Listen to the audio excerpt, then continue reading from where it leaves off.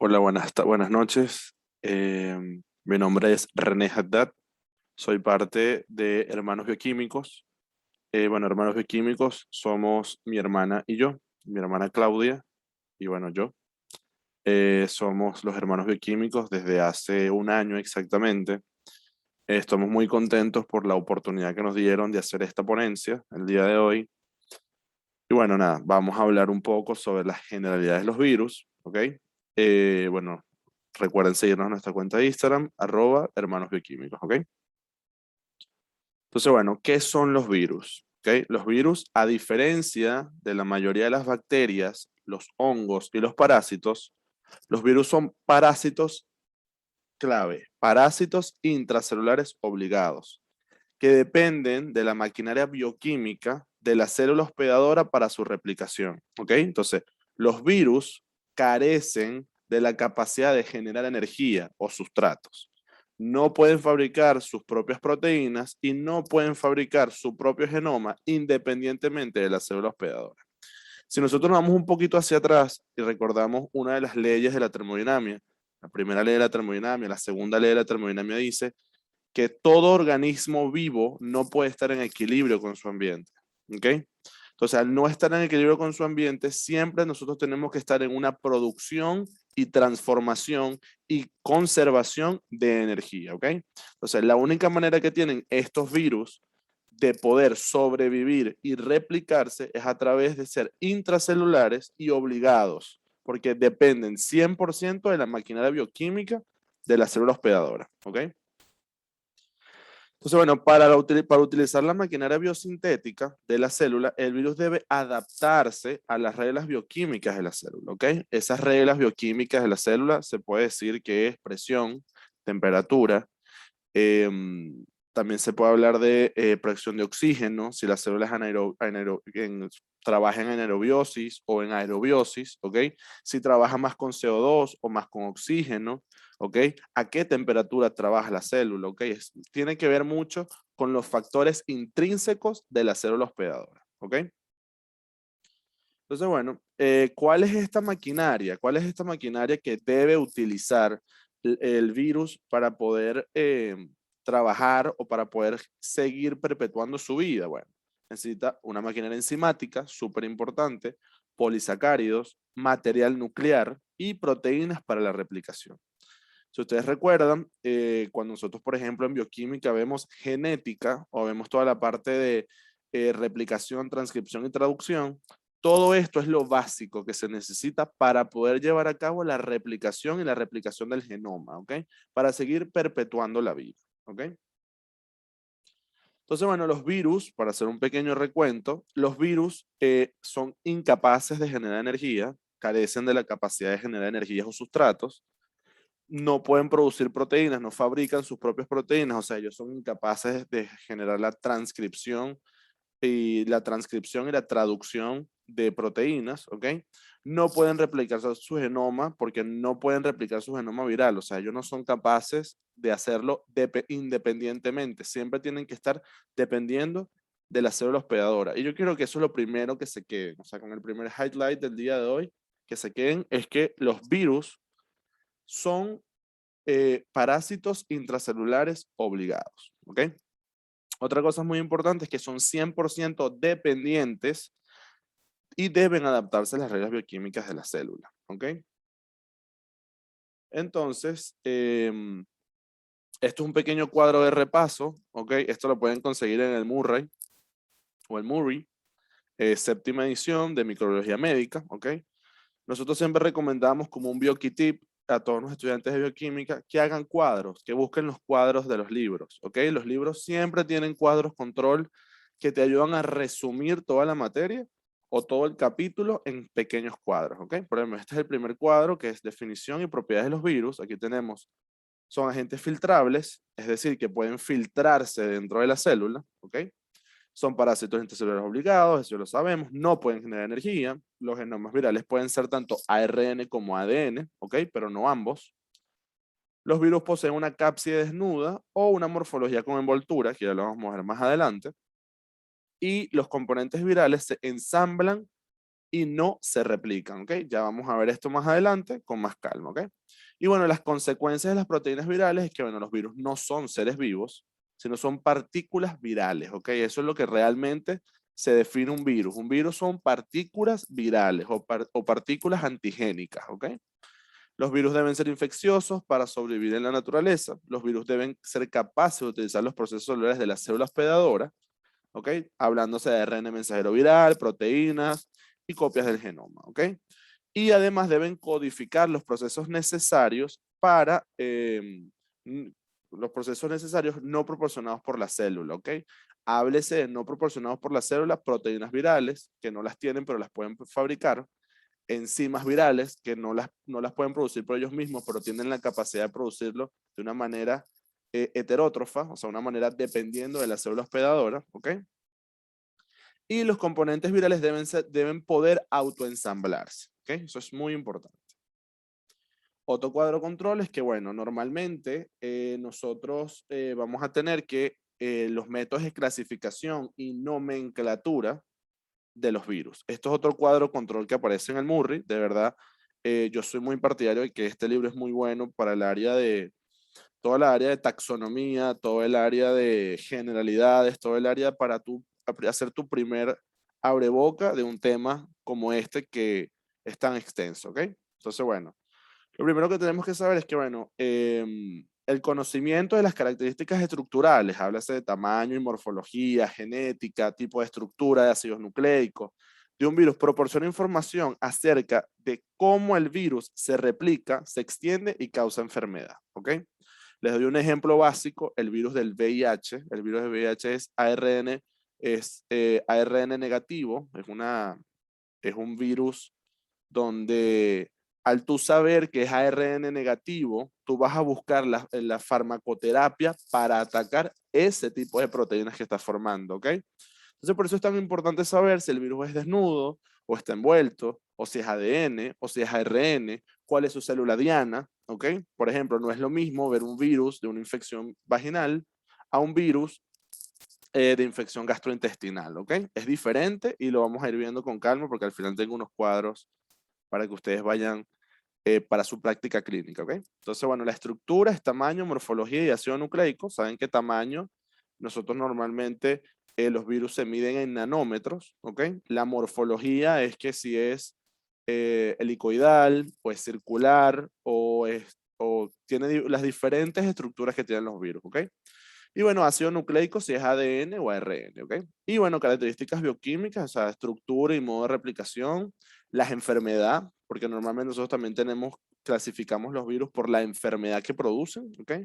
Virus de la hepatitis, de la encefalitis, por ejemplo, o métodos de transmisión, ¿ok? Aquí tienen un cuadro bien bueno, bien importante, que lo pueden tener, ¿ok? Ok. Entonces, bueno, aquí nosotros normalmente, ya, nosotros aquí normalmente, bueno, según la clasificación, más allá del cuadro, es, por ejemplo, si está desnudo, está envuelto, qué tipo de hospedador infectan, ¿verdad? Si es para animales o para vegetales, o tema bacteriófago, que bueno, bacteriófago ya es un poquito más profundo, ya no está en las generalidades, sino que los bacteriófagos son virus que afectan a bacterias, ¿ok? Entonces, bueno, las fibras caudales del bacteriófago le va a permitir reconocer ese punto de anclaje en las células y poder adherirse, ¿ok? Ese tema del bacteriófago es como la siguiente clase, ¿ok? Entonces, bueno, además de eso, nosotros podemos ver que según el tipo de ácido nucleico, si es ADN o es ARN, y la polaridad, si es polaridad positiva o polaridad negativa. ¿Qué significa eso de polaridad? O sea, significa que el ARN viral, cuando entra dentro de la célula que va a infectar, actúa como un ARN mensajero y en la célula infectada sintetiza las proteínas virales y forma los nuevos viriones dentro de la célula que indique, ¿ok? Entonces, la polaridad significa hacia dónde va a ir ese ARN mensajero, ¿ok? Porque normalmente el virus actúa como un ARN mensajero en caso de ser ARN, ¿ok? Y si es ADN, bueno, simplemente genera proteínas para la producción de ese genoma, ¿ok? Y bueno, la polaridad negativa es que no actúa como un ARN mensajero, sino que, bueno, el virus emplea enzimas transcriptasas reversas que normalmente convierten el ARN en ADN viral, ¿ok? Entonces, bueno, la célula no lo reconoce como ARN mensajero. Entonces tenemos, cuando es polaridad positiva, el virus se comporta como un ARN mensajero. Cuando tenemos una polaridad positiva, es que tenemos un ARN mensajero que no se reconoce como un ARN mensajero, ¿ok? Sino que simplemente el virus genera o transcribe unas transcriptasas que luego que tienen esas transcriptasas convierten el ARN en ADN viral, ¿ok? Entonces, bueno, los virus pueden agruparse por características como la enfermedad que producen, por ejemplo, el virus de la hepatitis, el tejido diana, los modos de transmisión. Si, por ejemplo, el modo de transmisión es entérico es a través de las vías gastrointestinales o de las heces, respiratorio, como el famoso, bueno, el SARS-CoV-2, que estamos viviendo esta pandemia aún, o, por ejemplo, el vector. Si el vector, por ejemplo, es un mosquito, un zancudo, tenemos el ejemplo del virus del dengue, ¿ok? Eso, por ejemplo, es ahí donde nosotros podemos agrupar a la mayoría de los virus, ¿ok? Porque una infección viral, una virosis, nosotros la vamos a ver diariamente en nuestra práctica clínica. O sea, nosotros cuando lleguemos a ser residentes, que algún día lo seremos, si esta pandemia no las permite, nosotros vamos a ver infecciones virales o virosis mínimo 3 o 4 al día, ¿ok? Entonces esto es un tema que realmente se tiene que saber más allá de la estructura, más allá de la morfología, más allá de las características bioquímicas, es saber la farmacoterapia para este tipo de virus, ¿ok? Para los virus en general, ¿ok? Entonces, bueno, esta es la composición vírica, ¿ok? Aquí tenemos un virus con cápside desnuda y un virus con envoltura, ¿ok? Esto se podría decir que es un virus desnudo. Miren que tenemos una cápside, simplemente vamos a tener el genoma en el medio, ciertos nucleocápsides, que la nucleocápside no es más que proteínas con ARN envueltas, como lo mismo que pasaba cuando nosotros veíamos el empaquetamiento con las histonas y el ADN. Aquí pasa exactamente lo mismo. Nosotros vamos a tener esas proteínas que van a ser como estos circulitos y ese ARN, que acuérdense que es monocatenario, y se van a ir enrollando, enrollando, enrollando, enrollando, y me van a generar esa nucleocápside como tal, ¿ok? Entonces, bueno, la diferencia entre los virus con cápside desnuda y virus con envoltura la diferencia clave entre ambos es la manera de replicación, que ya lo vamos a ver más adelante. ¿Ok? Entonces, bueno, recuérdense también lo que les expliqué, que la medida del tamaño de los viriones son en nanómetros y los viriones de mayor tamaño pueden contener un genoma mayor que puede codificar más proteínas. Entre más grande es el virus, más complejo generalmente es. ¿Ok? Entonces, bueno, el virión o la partícula vírica, ¿verdad? Consiste en un genoma de ácido nucleico empaquetado en una cubierta proteica que es la cápside. Eso es lo que estábamos hablando que les señalé en el dibujo, ¿ok? O una membrana que es la envoltura. El virión también puede contener ciertas enzimas esenciales o accesorias u otras proteínas para facilitar la replicación de la célula, ¿ok? Entonces, bueno, otra cosa importante es que, bueno, las proteínas de la cápside o las proteínas de unión de los ácidos nucleicos pueden asociarse con el genoma para formar la nucleocápside, que es lo que les estaba diciendo aquí, ¿ok? Ese tema de unión de la proteína con el ARN genera un nucleocápside más el genoma que está dentro genera esa especie de cápside, ¿ok? Todo virus tiene cápside, todo virus, porque eso es una estructura como obligada, ¿ok? Todo virus tiene cápside. Lo que no puede tener es envoltura o membrana, ¿ok? Esa es la gran diferencia entre ambos, ¿ok? Entonces, bueno, otra cosa es que, bueno, el genoma del virus consiste en ADN o ARN, que eso ya lo sabíamos. El ADN puede ser monocatenario o bicatenario, lineal o circular. Mientras que, bueno, el ARN es donde tiene la polaridad, ¿ok? Ustedes nunca van a ver en ningún libro de texto un ADN positivo, un ADN negativo, ¿ok? Simplemente los ARN son los que tienen la polaridad, ¿ok? Que pueden ser positivo o pueden ser negativo, ¿ok? Otra cosa importante es que, bueno, el genoma del ARN también puede encontrarse segmentos en trozos, de modo que cada trozo une a varios genes, ¿ok? Normalmente los virus de ARN son los más complicados, porque como tienen esa polaridad y aparte se saltan un paso, porque si ustedes recuerdan más o menos cuando vimos, bueno, cuando vieron bioquímica y vieron toda la parte de genética, ¿verdad? Ustedes en genética vieron que nosotros primero hacemos una replicación, una traducción y una transcripción. Entonces, normalmente, nosotros en los virus de ARN tienen un desarrollo o tienen una evolución muchísimo más rápido porque se saltaron el paso de la replicación, ¿me entienden? Entonces, justamente los virus que son más agresivos son los del ARN, ¿ok? Virus ARN, ¿ok? Entonces, bueno, otra cosa también importante es que la capa externa del virión, que es la cápside o la envoltura, estas estructuras son las encargadas del transporte, la protección y el empaquetamiento durante la transmisión del virus a un hospedador o a otro.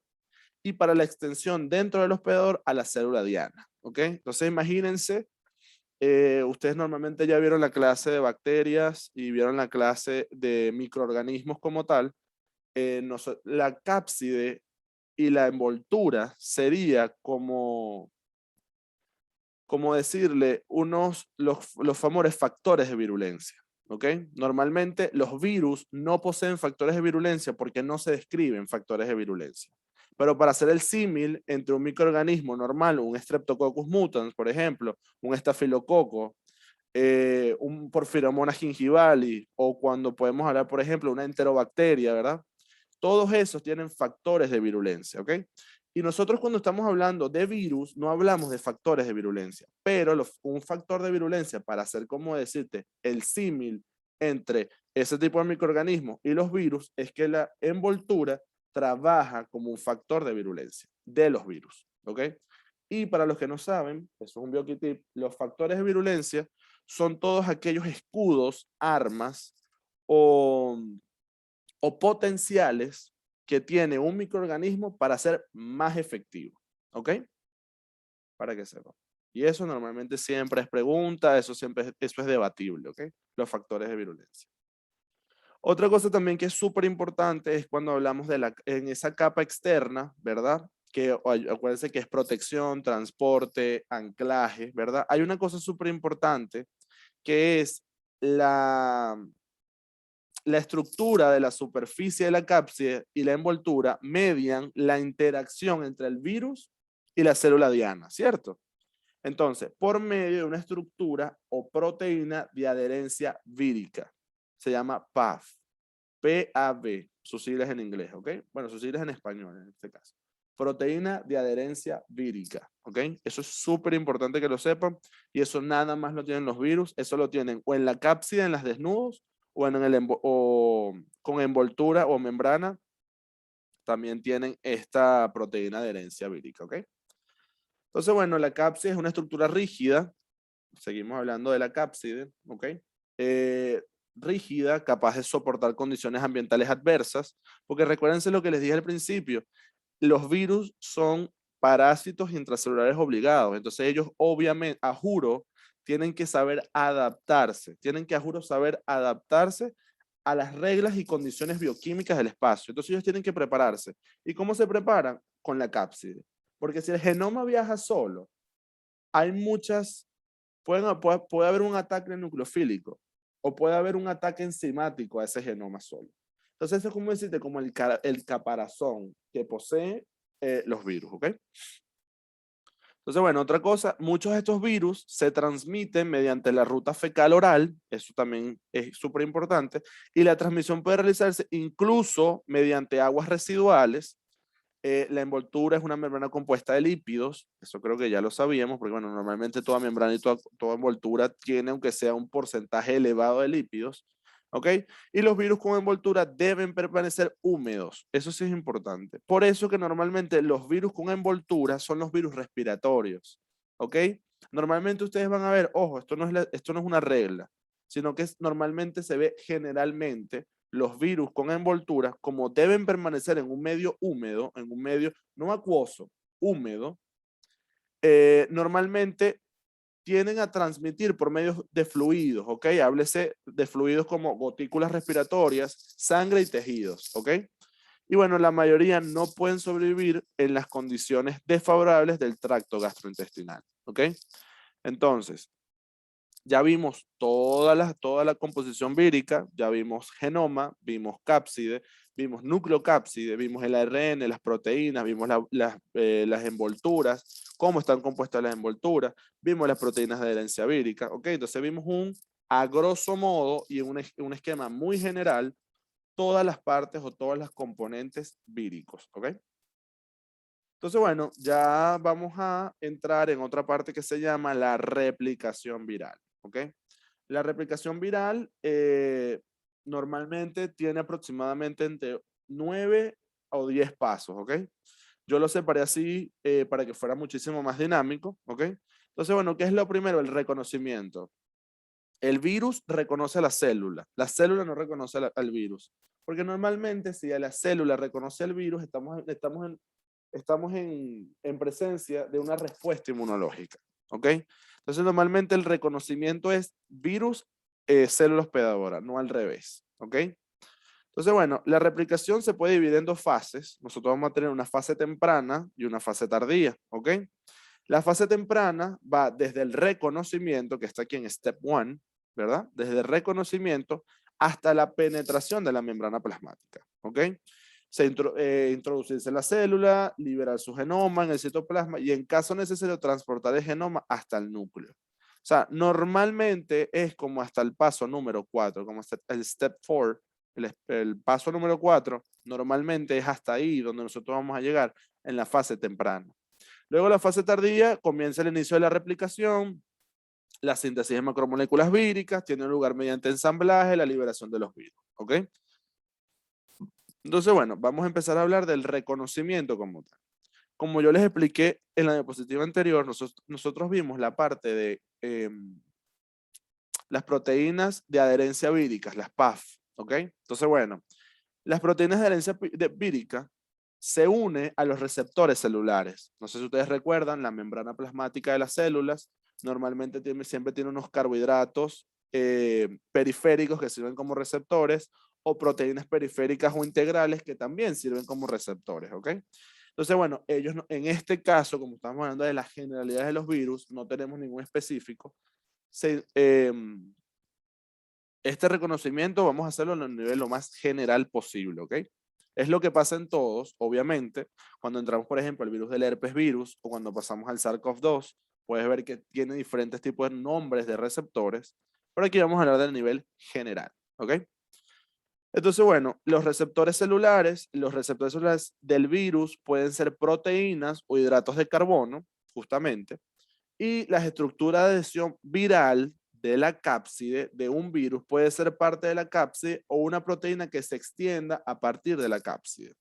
Es decir, las proteínas de adherencia vírica pueden estar en la membrana o en la envoltura o puede ser una extensión de una parte. ¿Ok? Ok, entonces bueno, viene la parte de unión, todo el proceso de unión, fusión, que ya lo vamos a ver en una imagen, porque yo tengo una imagen más adelante para ustedes. Pero bueno, ya vimos el reconocimiento que normalmente es proteína de herencia vírica. Luego vamos a la unión. La unión simplemente es esa interacción célula-virus donde se genera una fusión y de una fusión, porque obviamente si el virus es envuelto, se tiene que fusionar ambas membranas. Pero si es desnudo, bueno, simplemente hay una especie de penetración y listo. ¿Ok? Entonces, bueno, la penetración es que, bueno, las interacciones entre las múltiples proteínas, adherencia vírica, y los receptores celulares inician la internalización del virus en el interior de la célula. ¿Ok? La mayoría de los virus sin envoltura penetran la célula por endocitosis mediada por receptores. Entonces aquí el tema de fusión y penetración es más cuando los virus son envueltos, cuando tienen envoltura, cuando tienen membrana. Pero cuando se habla de un virus desnudo, cuando se habla de un virus cuando se habla de un virus sin envoltura, normalmente ellos entran por endocitosis, ¿ok? Yo no sé si ustedes recuerdan que la endocitosis, exocitosis forma parte de la difusión simple. Cuando ustedes en bioquímica puedan ver cursos con nosotros, la difusión simple, hay una parte de la difusión simple que se habla de la endocitosis y exocitosis. Endocitosis es entrar, exocitosis es salir, ¿ok? Endocitosis entra a la célula, ¿ok? Entonces, bueno, ya vimos los virus sin envoltura, entran por endocitosis, pero los virus con envoltura sí hacen esta fusión, ¿ok? Hacen la fusión de sus membranas con las membranas celulares para introducir la nucleocápside o el genoma directamente en el citoplasma, ¿ok? La pérdida de la envoltura, que sería como el step 4, una vez internalizados, los nucleocápsides deben llegar al lugar de replicación. Y normalmente los lugares de replicación hay dos tipos, ¿ok? Que ya lo vamos a ir viendo. Normalmente los sitios de replicación, o sea, el gold standard, como decirles, lo que está estandarizado es que los sitios de replicación sea el núcleo, ¿ok? Pero ya vamos a ver más adelante que a diferencia si es virus ADN o ARN es distinto, ¿ok? Entonces, bueno, esta pérdida de envoltura, ya yo perdí la envoltura, o sea, ya yo perdí la envoltura, ya yo tengo casi que la nucleocápside y nada más el genoma casi liberado, yo libero ese genoma y al liberar ese genoma tiene que ser transportado hacia el sitio de replicación, ¿ok? Y se debe eliminar la cápside y la envoltura. El proceso de pérdida de la envoltura, ¿ok? Ese proceso debe iniciarse tras la adhesión al receptor, bueno, normalmente por unas endosomas, unas lisosomas, ¿ok? Normalmente lisosomas forman parte de unas organelas que se llaman lisosomas, que lo que hacen es que degradan los desechos celulares o los cuerpos extraños, ¿ok?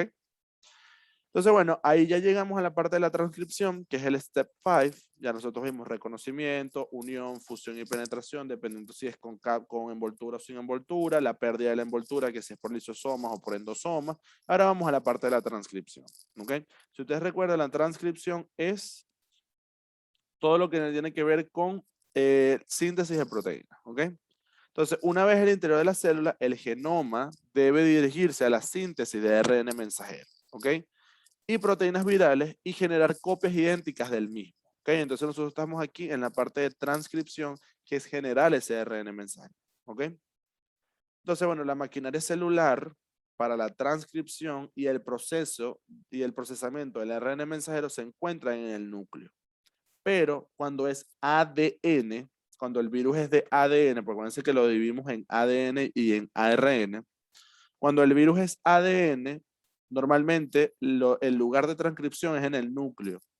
Pero si es ARN, la transcripción normalmente es o en citoplasma o en núcleo, ¿ok? Eso depende, ¿ok? Entonces, bueno, aparte de este step 5, nosotros vamos a tener el step 6, 7, 8, 9 y 10. Entonces, el step 6, que es el paso número 6, es la síntesis de proteínas como tal, que ya es la traducción, ¿ok? Acuérdense la traducción, que es el último paso. Nosotros vamos a tener, por ejemplo, la cola de Polly-A, nosotros vamos a tener la caperuza, ¿ok? Nosotros vamos a tener todo ese transcrito primario, ¿verdad? Que va a viajar hacia los ribosomas, que los ribosomas pueden ser que tienen las dos subunidades, ¿ok? Y tienes los tres espacios, ¿ok? Eso igual si no lo recuerdan y lo quieren refrescar, nosotros tenemos un curso que se llama, genética bioquímica, ¿ok? Donde vemos replicación, traducción y transcripción y estructura de ácidos nucleicos, ¿ok? Todo por hermanos bioquímicos. Entonces, esa síntesis de proteínas simplemente es lo que nosotros llamamos traducción, ¿ok? Luego de ya se generó ese transcrito maduro, ya se generó esas proteínas, ya lo que falta es la replicación, se replica y se replica y se replica y se replica. Ya el procedimiento es, o sea, es un ciclo, ¿ok? Es un ciclo. Y ahora viene la parte de ensamblaje, ¿ok? El ensamblaje de los viriones es análogo a es como decirles a un puzzle, o sea, un puzzle, o sea, a un rompecabezas, ¿ok? Entonces, tridimensional, que recuérdense que cuando nosotros vimos, ya vieron la estructura, que normalmente la estructura de los virus siempre son tridimensionales, ¿verdad? El virión se forma a partir de partes pequeñas, ¿ok? De fácil síntesis que rodean el genoma, ¿ok? Es lo que sería esto, por ejemplo, para mostrárselos aquí. Es lo que sería esto. Necesito generar la cápside. Mire, esto es un pedazo, esto es otro, esto es otro, esto es otro, esto es otro. se genera, luego necesito yo generar la nucleocápside, necesito formar la envoltura, o sea, es decir, ellos son un puzzle, o sea, es decir, un rompecabezas tridimensional. ¿Ok? Otra cosa súper importante de esto es que, bueno, cada parte del virión posee estructuras de reconocimiento que permiten al virus formar las interacciones proteína-proteína y proteína-ácido nucleico. ¿Ok? Entonces, bueno, ya vieron que la replicación, luego viene la envoltura y ensamblaje, luego viene la lisis celular, porque ya obviamente ya se creó la lisis celular para poder liberarse, y la liberación. ¿Okay? Estos son los 10 pasos sencillitos para la replicación celular. ¿Ok?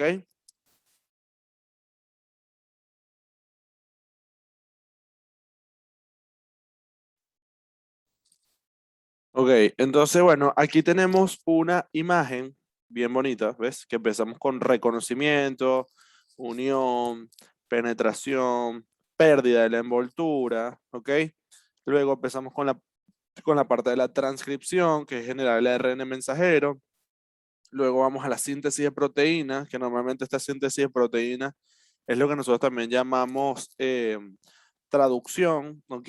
Luego se generó esas proteínas y van a la parte de replicación y bueno, se replican todas las proteínas virales, toda la parte enzimática viral, todo el genoma, todo el nucleocápside, ¿ok? Entonces se genera ahora la liberación, ¿ok?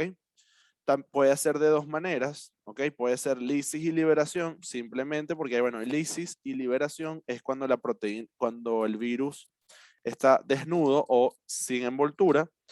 Y aquí hay una palabra que me faltó agregarle. Cuando yo les hablé del puzzle, cuando yo les hablé del rompecabezas, ese ensamblaje se denomina gemación, ¿ok?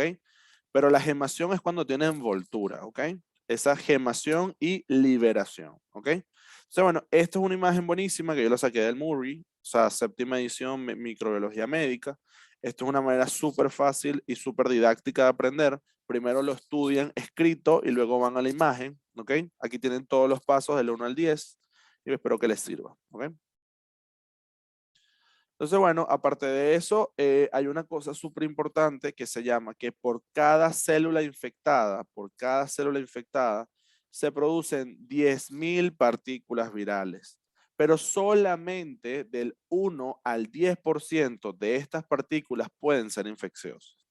Y aquí empieza el debate. ¿Por qué? O sea, si yo estoy generando 10.000 partículas víricas, es decir, el 100%, ¿por qué solamente del 1 al 10%? Bueno, primero porque el genoma vírico se tiene que adaptar a la maquinaria enzimática de la célula, primero. Segundo, la célula lucha con el proceso de que esto no es mío, entonces genero errores, genero mutaciones, ¿verdad? Entonces, por eso es que normalmente hay una cosa muy importante en medicina y cuando vean su práctica médica que se llama la parte de incubación. El virus se está incubando. ¿Ok? Y ya cuando pasan los 7, 8 días de incubación, tú sabes si eres sintomático o asintomático por este porcentaje. ¿Ok? Eso normalmente es lo que se conoce como, o como efectividad vírica o como tasa de eficiencia vírica. ¿Ok? Eso se estudia, eso se analiza y se conoce en cada uno de los tipos de virus. ¿Ok? Espero que esto les sea de mucha importancia porque más allá, recuerden siempre, más allá de ser muy inteligentes, más allá de ser muy teóricos, recuérdense que nosotros no estamos bajo un papel y un lápiz todos los días. Nosotros estamos enfrente de personas.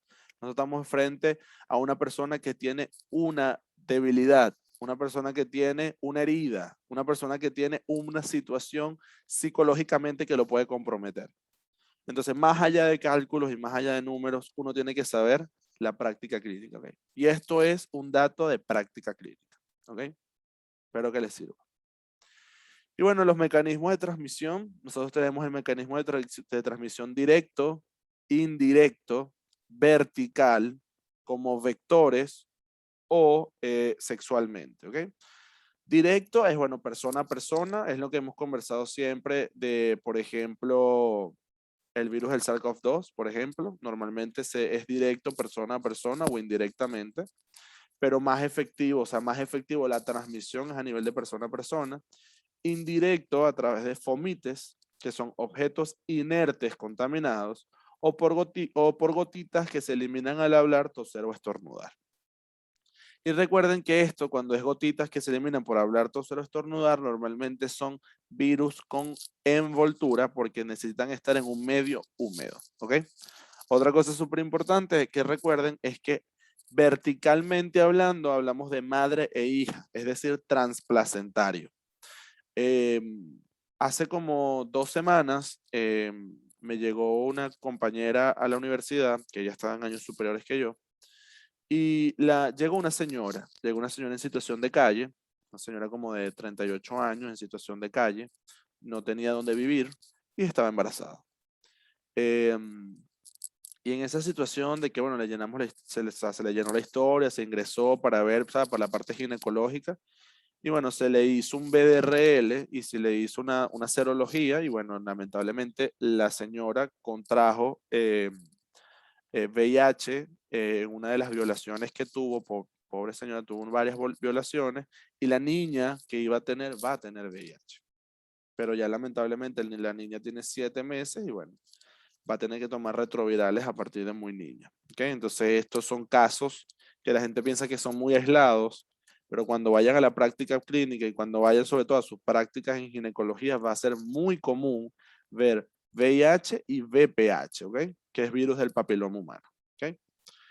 Bueno, vectores, ya es una cosa que aquí a propósito señalé Brasil, a propósito, porque recuérdense que Brasil casi que demográficamente hablando, casi que el 60% de Brasil es selva y es uno de los países donde son mayores, donde más es portador de enfermedades por vectores. Y recuérdense que vectores son los famosos fomitas, ¿ok? Vectores, ¿ok? Háblese de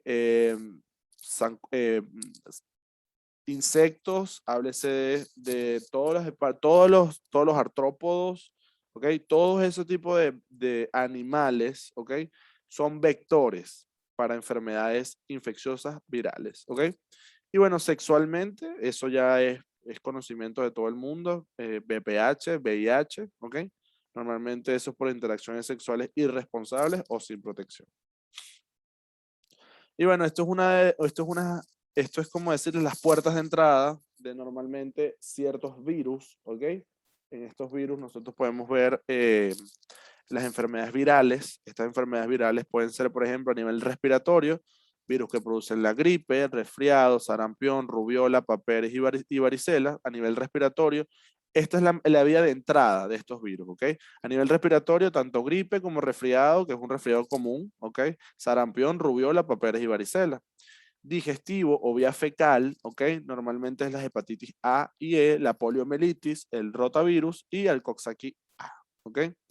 Normalmente me quiero detener aquí en la parte de digestivo o vía fecal, porque normalmente se ha hecho un estudio últimamente aquí en Venezuela, no sé en Latinoamérica como tal, pero con el tema de los delivery y con el tema de lo económico que es comer en la calle, perro caliente es $1, 2 por $1, y la falta de salubridad y de sanidad que tienen esos sitios, el repunte de hepatitis y de poliomielitis y de rotavirus ha aumentado muchísimo. ¿Okay? Entonces, por favor, más allá de comer en sitios económicos, traten de comer en sitios limpios. A nivel de piel, bueno, el herpes virus, que es el famoso herpes virus, el famoso, lo que le llaman el chancro sifilítico, ¿okay? Que te sale como normalmente de este lado. Entonces, bueno, tienen que tener cuidado con el tema ese, ¿ok? VPH, hipoxivirus, transcutánea, bueno, picadoras de insectos, como la virus del dengue y la fiebre amarilla. Transplacentaria, bueno, rubiola y citomegalovirus. Genitalmente, o sea, a nivel de contacto sexual, bueno, herpes simple 1 y 2, citomegalovirus, VPH, VIH, hepatitis B y hepatitis D, ¿ok? Y parenteral, VIH y hepatitis B, C y D. Parenteral y transplacentaria, ¿ok? Entonces, bueno, esto es un cuadro, bueno, eso lo realizamos mi hermano y yo, un BioKit que se lo queremos presentar, para que vean cuáles son los virus más frecuentes y cuáles son las puertas de entrada de estas enfermedades virales, ¿ok? Y bueno, muchas gracias por su atención. Esto es una foto de mi hermano y yo René, Claudia y René Haddad, somos hermanos, no nos parecemos. Yo soy blanquito y ella es morenita. Yo soy alto y ella es bajita, pero somos hermanos, el mismo papá, misma mamá. Nos criamos juntos, vivimos juntos, estudiamos medicina juntos. La historia es cómica porque yo empecé estudiando odontología y llegué hasta tercer año de odontología y siempre quise estudiar medicina y me dieron el cambio, bueno, por notas y por mérito académico. Y bueno, justamente ese mismo año que yo quedé, a mi hermana le dieron el cupo recién graduada de bachiller. Entonces, bueno, ahorita estamos estudiando juntos y bueno, somos los hermanos bioquímicos. Los hermanos bioquímicos les queremos desear el mayor éxito en su carrera soñada, porque no solamente para nosotros es una carrera soñada, para todos nosotros es una carrera soñada. Todos queremos tener el DR punto o el OD punto al principio de nuestro nombre. Eso se gana y eso se sueña. Y espero que lo puedan lograr igual que nosotros. La bibliografía de hoy, básica, Murray, Microbiología Médica, séptima edición. Y bueno, nos pueden seguir por nuestras redes sociales, @hermanos bioquímicos. ¿Ok? Muchísimas gracias y espero que les haya gustado la exposición y la ponencia.